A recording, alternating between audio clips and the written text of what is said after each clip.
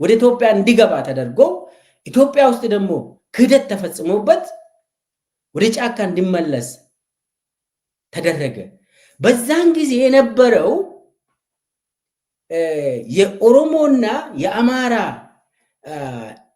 ልሂቃን መካከል የነበረው ጡዘት ሁላችንም እናስታውሳለን። መጀመሪያ አካባቢ እንግዲህ ኢትዮጵያ ሙሉ ድፍን ኢትዮጵያ አብይ መመረጡ ተደስቷል። የመጀመሪያ 6 ወር አካባቢ ያልተደሰተ ሰው የለም። ትግራይ ህዝብም ተደስቷል። ባይዘው ሐቁን እንነጋገር ከሆነ አብይ በመመረጡ ማንም ያልተደሰተ ሰው የለም እና ህዋትም እኮ ህዝቡ ከወደደው በተለይ ደግሞ ኦፒዲዮና ቢአደን አንድ ላይ ሆኖ የህዝብ ጥያቄ ነበር። የኦሮሞ ወጣቶች ጥያቄ ነበር። የአማራ ወጣቶች፣ የጉራጌ፣ የሶማሌ ሁሉም ህዝብ ወጣቶች ጥያቄም ስለነበር ህዋትም ይሄንን ተቀብሎ ትቷል። መከላከያ ሰራዊትን ተጠቅሞ ወይ አብይን አልገደለም፣ ወይ ለማን አልገደለም፣ ወይ ገዱ አንዳርጋቸውን አልገደለም። ህዋት ቁልፍ እንኩ በቃ ብለው ቁልፍ ሰጥተው ያው ያድግ ነው ብለው ወደ ክልል ደረጃ ተመለሰ። ይህንን መካድ አንችልም፣ ሐቅ ነው። አብይ ተመረጠ። በዛን ጊዜ ከ6 ወር በኋላ ጡዘት ተጀመረ። ማንና ማን መካከል? በተለይ በኦሮሞና በአማራ መካከል ሆን ብሎ አብይ ያቀነባበረ ጡዘቶች ነበሩ። ያ ጡዘት እኔ በዛን ጊዜ የኦዲፒ ቀድሞ ኦፒዲዮ ማለት ነው የኦፒዲዮ የኦዲፒ አካል ነበርኩኝ። የአዴፓ ወንድሞቻችን ነበሩ። አብይ ምንድን ነው የሚያደርገው? በዛን ጊዜ ኦዲፒ አመራርና አዴፓ አመራሩ እንድንጠዛጠዝ ስልጠና ይሰጡናል። አብይ እኮ አዴፓና ኦዲፒን አንድ ላይ ነው የሚሰበስበው እኮ ለየብቻ እንኳን አይሰበስብም። ሲሰበስበን ደግሞ በኦዲፒ በኩል ምን አይነት ጥያቄዎች መነሳት እንዳለባቸው እንትን ያደርጋል። በአዴፓ በኩልም ተቃራኒ ነገሮች እንዲነሱ ይደረግና አንድ ላይ ሰብስቦን እንድንጠዛጠዝ ያደርጋል። ይሄ እዛ ውስጥ ነበርኩ። የአዴፓ ወንድሞቻችን መናገር ይችላሉ። ያ ነገር ወደ ውጭ ወጥቶ በማህበረሰብ በኢሊቱ በምሁራን ውስጥም ስር እንዲሰድ ተደረገ። ከዛ ምንድነው በኦሮሞ ኃይልና በአማራ ኃይል መካከል ግጭት ተፈጠረ። ያንን ግጭት አብይ ሆን ብሎ ስፖንሰር አድርጎ ከዛ በኋላ ምንድነው ጦርነት ሙሉ በሙሉ ኦሮሚያ ላይ ታወጀ። ስለዚህ ከማን ጋር ነው የምታወራ? የለም። ኦሮሚያ ላይ ጦርነት ታወጀ። ሸኔ ምናምን ተብሎ ጠባብ ምናምን ይሄ ሁሉ ይሄ በቃ ብልጽግናን ኦሮሚያ ብልጽግናን አልተቀበለም። ከጅምሩ አብይን ተቃወመ። ኦኤልኤ ደግሞ ጫካ ገብቷል። ያ ሁሉ አንድ ላይ ሆኖ መጀመሪያ የኦሮሞ ኃይልና የአማራ ኃይል እንዲጋጭ ሆን ተብሎ ተደረገ። ይህንን በጣም ስለማያውቅ ነው እኔ ማወራ። አጋጭቶ ኦሮሚያ ላይ ጦርነት ጀመረ አብይ። ከዛ በኋላ ያው አሁን ኢዜማ ብቻ ነው ከብልጽግና ጋር የቀረ። ምንም አይነት የአማራ ኃይል ከአብይ ጋር ያለ የለም። አሁን ምንም አይነት ለምን አማራ ህዝብ እየተጨፈጨፈ ከአብይ ጋር የሚሰራ ማንም ህሊና ያለው አማራ ልሂቃን የለም። ሴላውት ካልሆነ በስተቀር ሆዱን ለመሙላት ህዝቡን የሸጠ ካልሆነ ማንም አማራ ኃይል ከአብይ ጋር የሚሰራ በዚህ ሰዓት የለም። ተላላኪ አሻንጉሊት ካልሆነ በስተቀር አሁን ላይ አማራን እንደ ጠላት ተፈርጆ በየቀኑ ሲጨፈጭፉ ምንም እንዳልተከሰተ ሚያይ አንድም የአማራ ኃይል የለም ሴላውት ካልሆነ በስተቀር። ግን መጀመሪያ አካባቢ የነበረውን ነው አሁን ለያይቶ ኦሮሚያን መታ። አንድ በሉልኝ የጦርነት ስልት መሆኑ። ሁለተኛ ለያይቶ መውረር የትግራይ እንግዲህ ትግራይ ህዝብና የኤርትራ ህዝብ ኦልሬዲ ምንም እንዳይገናኙ ተደረገ። አብይ ከአስመራ ጋር አንድ ሆነ። በሰሜን በኩል ይሄ ነው።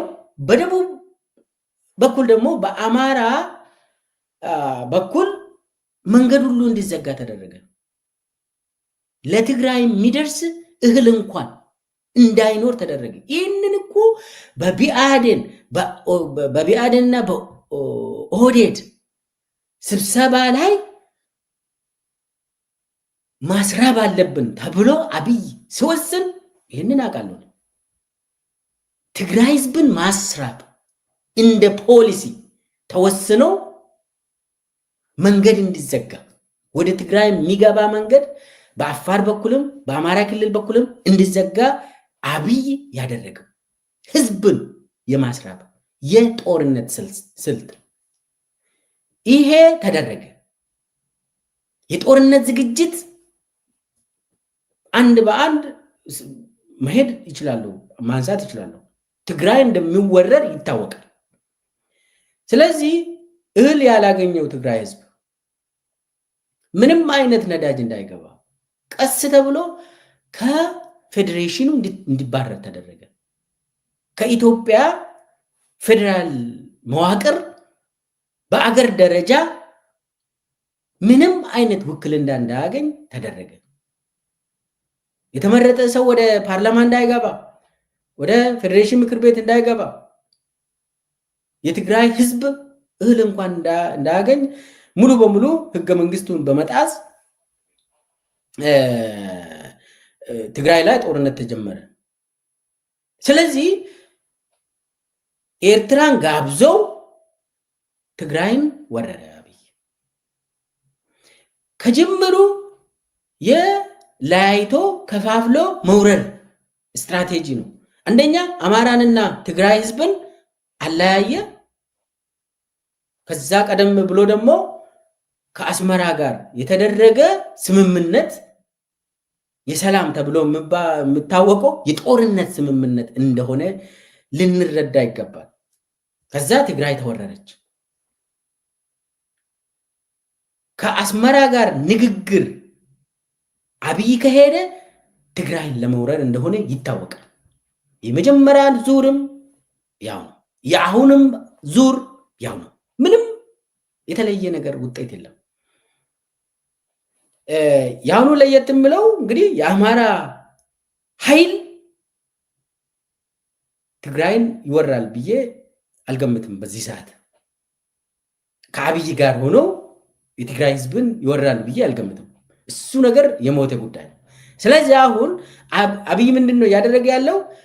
የአማራ ኃይልን ካጣው ችግር የለውም፣ አስመራን ብቻ አሁን በሆነ ነገር አዘግቼ ሞክራለሁ ነው።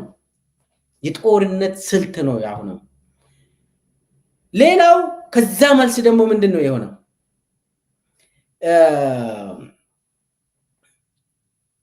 አማራ ላይ ጦርነት ታወጀ።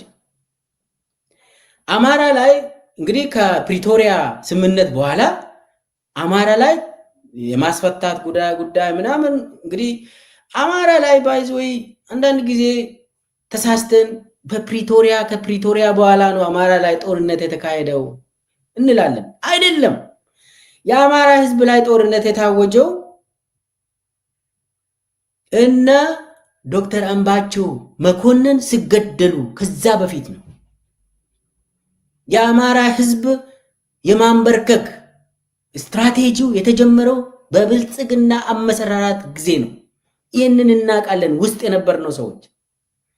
ከዛ ጀምሮ አማራ ላይ የሚመደብ ሰው የአብይ ተላላኪ ካልሆነ በስተቀር ይህ አማራ ህዝብ ተወካይ ኖ ወይ አብይ አይፈቅድም። የአማራ ህዝብ ተወካይ ነኝ የሚል ሰው አማራ ላይ አይቆይም፣ ይገደላል። አብይ ይገላል፣ ያስገድላል። ስለዚህ ከፕሪቶሪያ ስምምነት በፊት ነው አማራ ላይ ጦርነት የታወጀው። መለስ ብለን እናጥና፣ አንደርስታንድ ለማድረግ እንሞክር። ነገር ግን ያው ከፕሪቶሪያ ስምምነት በኋላ ሙሉ ጦርነት ነው የታወጀው አማራ ህዝብ ላይ። አንደኛ ከትግራይ ጋር ተለያይቷል አማራ ህዝብ ብሎ አብይ ስለገመተው፣ ሁለተኛ በዚህኛው በኩል ደግሞ አማራ ላይ ጦርነት ሲያውጅ ኦሮሚያ ውስጥ ምንድነው ሲወራ የነበረው? በአብይ መዋቅር አማራ የኦሮሞ ጠላት ነው ብሎ ነው አብይ በአደባባይ የሚያወራ የሚያስወራ። የአብይ ሽማምንት ናቸው እኮ እንደ ህዝብ አማራ ጠላት ነው ብሎ የሚያስወሩት። አስቡት። ከዛ የኦሮሞ ወጣት ለአብይ እንደ እንጨት ተለቅሞ እንዲቃጠል ይደረጋል ለአብይ ተብሎ። የአማራ ህዝብ ጠላት አይደለም። አብይ ግን የአብይና የሱ መዋቅር አማራ ህዝብ ላይ ጦርነት ካወጀ በኋላ ትርክቱ ከባድ ነው።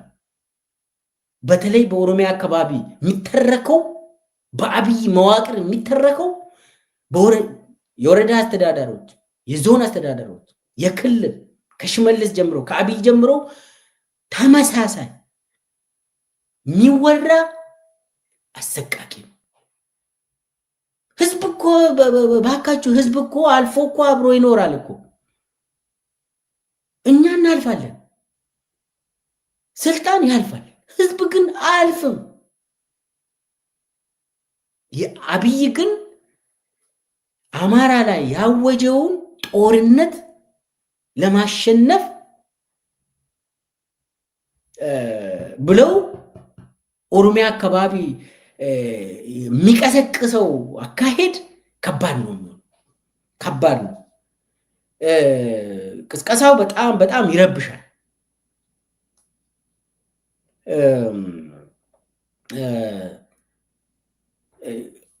አሁን ኦሮሚያ ውስጥ ከዛ በኋላ ምንድን ነው የተደረገው? ሊትራሊ ሰውን በማረድ አብይ አማራ አረደ ብለው በቪዲዮ አሰርቷል። አይተናል። ማን ጠየቀ? እንዴት ሆነ ይሄ ነገር? ለምንስ ሆነ ብሎ ሰው ጠይቋል? አልጠየቀም ሰው። ለምንድን ነው ይሄ የሆነው? በሰላሌ ሆኗል፣ በጉጂ ሆኗል፣ በወለጋ ሆኗል። የሰው ልጅ በስመ አብ ተብሎ በአብይ ሰራዊት ተደርጎ በራሱ በአብይ ፋኖዎች አብይ ያደራጀ ፋኖ አለ። ፋኖ ብሎ ይጠራል አብይ። በእነሱ በኩል ሌላው ደግሞ በመከላከያ በኩልም ይህ ሁሉ አሰቃቂ ነገር ተደርጎ አማራ አደረገ ይላል። ምን ለማድረግ? ሰውን ቀስቅሶ አማራ ህዝብን ለመውረር ከፋፍሎ መስበር፣ መቅበር፣ መውረር። ይሄ ነው የአብይ ስራ። እንግዲህ አማራም በዚህ ደረጃ ተወረረ።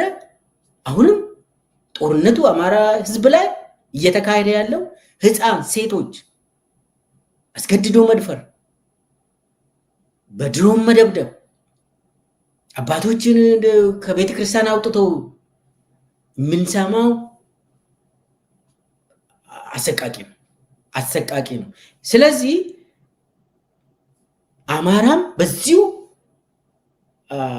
ለያይቶ የመውረር ስልት ውስጥ ገብቶ አማራ ህዝብ ሰቆቃ ተናግሮ አያልቅም። አንዱ ይሄ ነው። ሌላው ደግሞ ልክ የትግራይ ጦርነት ካለቀ በኋላ